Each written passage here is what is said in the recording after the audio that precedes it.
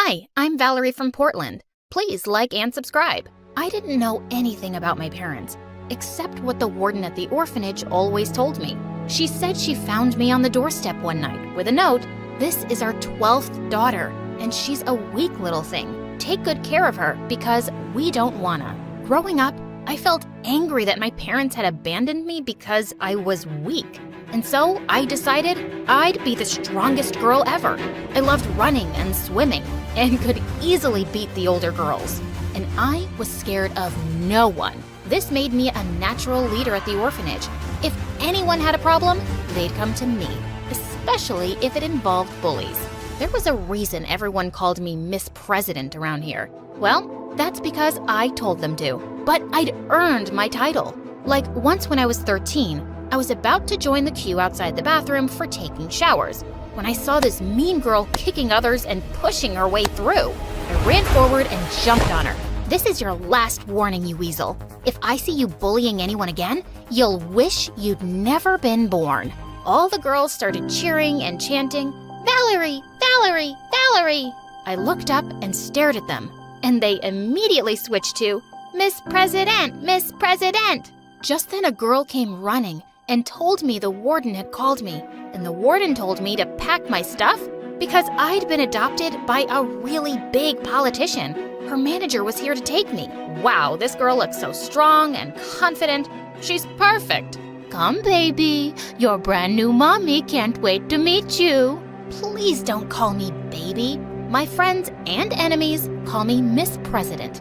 I was glad to finally get a family, but the girls were really sad to see me go. Then I saw the manager had come for me on a freaking helicopter. It soon landed in the grounds of a huge mansion.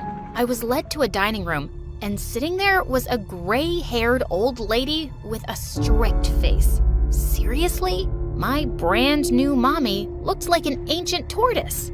And she didn't even look happy to see me. She barely spoke a word, and anytime I slurped my soup or dropped a fork, she glared at me. When I jumped off my seat to leave, she banged her fist on the table. "Enough of your bad manners. You can't just leave without asking to be excused." Okay. Excuse me, I'm going. Sit down. I'm not done eating yet. But I need to go. Why? Because I feel a fart coming. The old lady spat out her food. "Were you raised by gorillas? That's such a disgusting word. So unladylike. Don't ever use it again. Next time, say the noise that comes from behind." I burst out laughing, but she was serious. Okay, a noise is about to come from behind. So if you don't want to hear it, I gotta go. And with that, I ran. This old woman was whack. As I was running down the hall, I suddenly bumped straight into someone. I looked up to see a lady with the sweetest face. "You must be Valerie." "Oh, I'm so happy you're here, darling." She pulled me into a hug, and it made me feel all warm inside. As she walked me to my room, she told me her name was Amelia, and the old lady was her mother.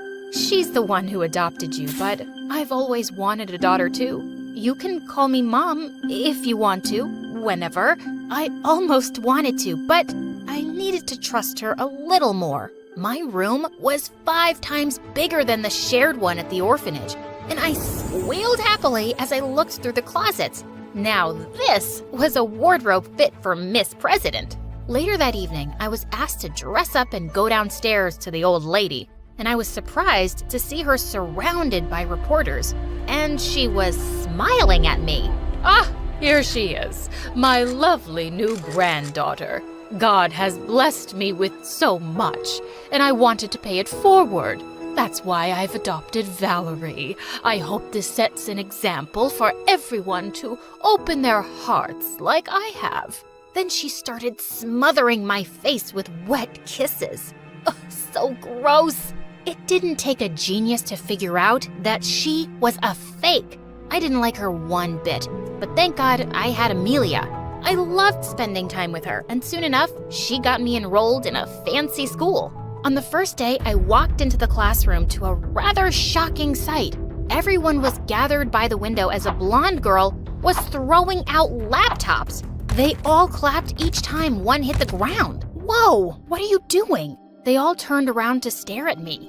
Destroying my MacBooks because Daddy said he'd buy me the latest one if the old ones don't work. Who are you, an investigative journalist?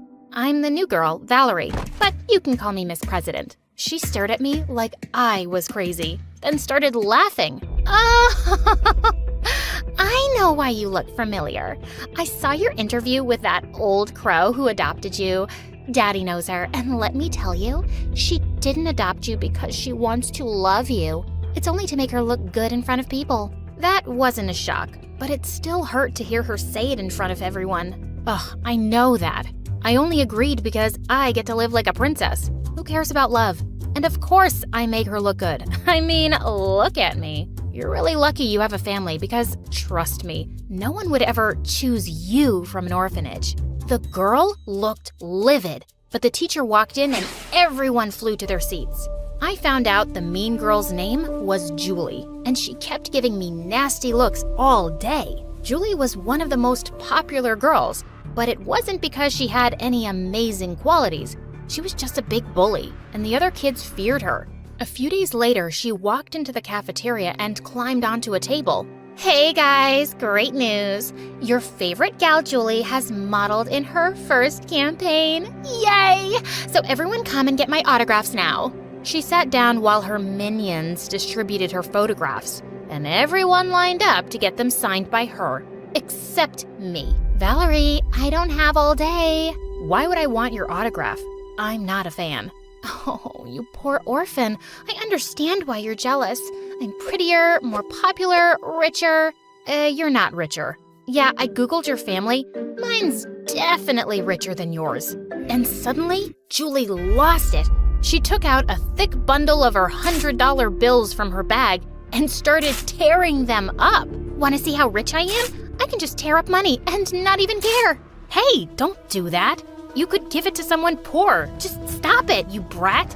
With that, I pounced on her. We ended up in a huge fight that landed us both in detention. But it was totally worth the slaps I'd given her. A few days later, we had a field trip by a lake, and suddenly we heard someone screaming.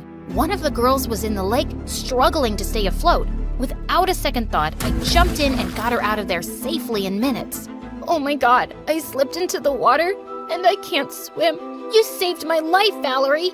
By the time we got back to school, the news had reached the principal and she praised me. She even called fake grandma to tell her I'd be getting a medal for bravery.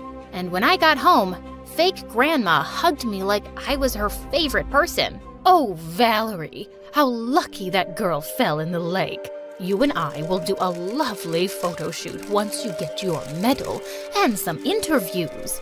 Let's hope more kids at school keep having accidents so you can keep playing the hero.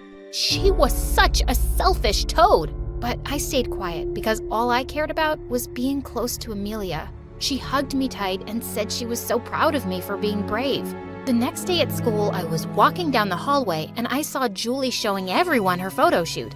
But as soon as the girls spotted me, they all came running.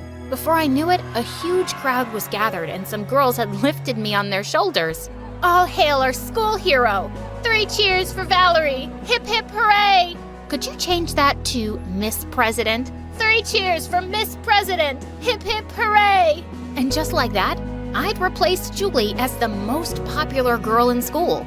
I was soon selected as the school's swim team captain. And when I led our team to victory in the nationals, I received a celebrity's welcome.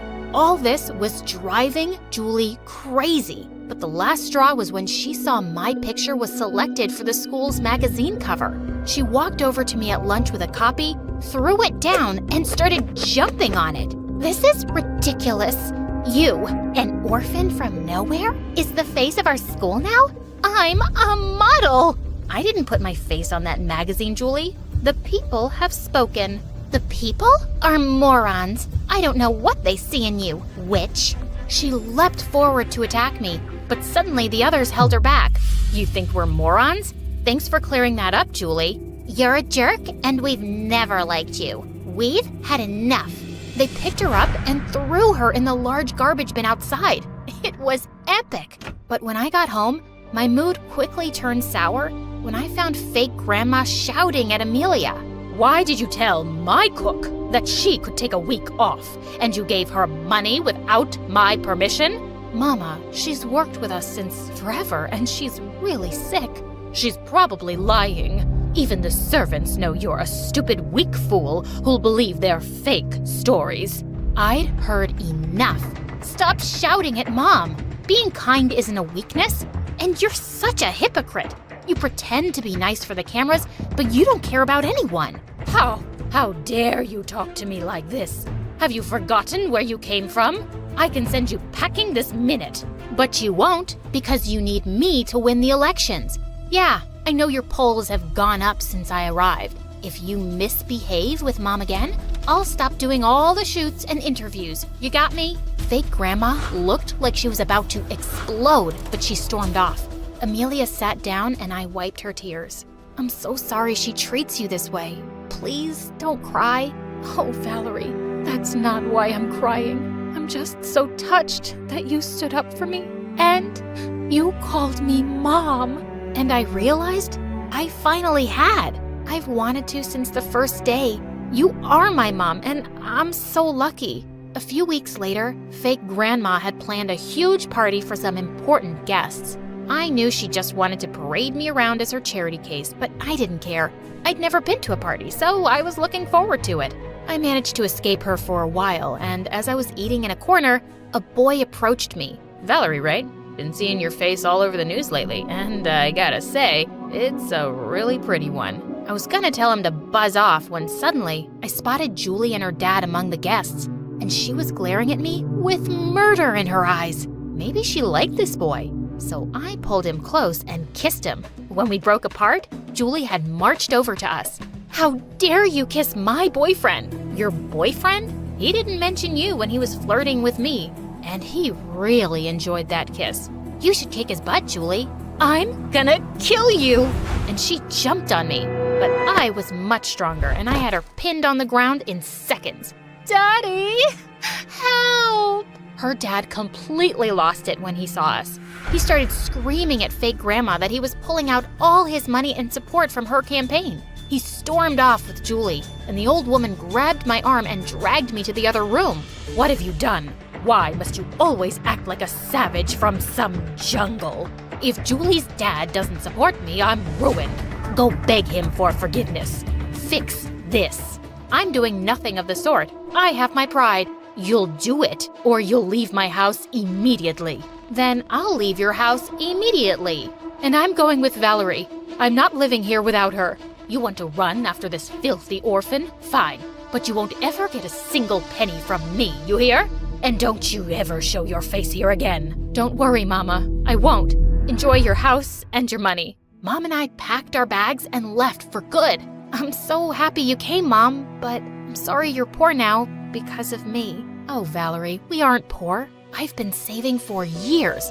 We're not as rich as Mama, but we'll be very comfortable. I stared at her in shock. I don't understand. If you had money, why didn't you leave that awful place before?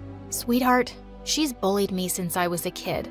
I was always afraid of her and could never stand up for myself. But you, Valerie, you just amaze me. You're the bravest person I've ever met. My life changed the day you came into it, and I'm stronger now because of you. I flung my arms around her, and I'm so much happier now because of you. I love you, Mom.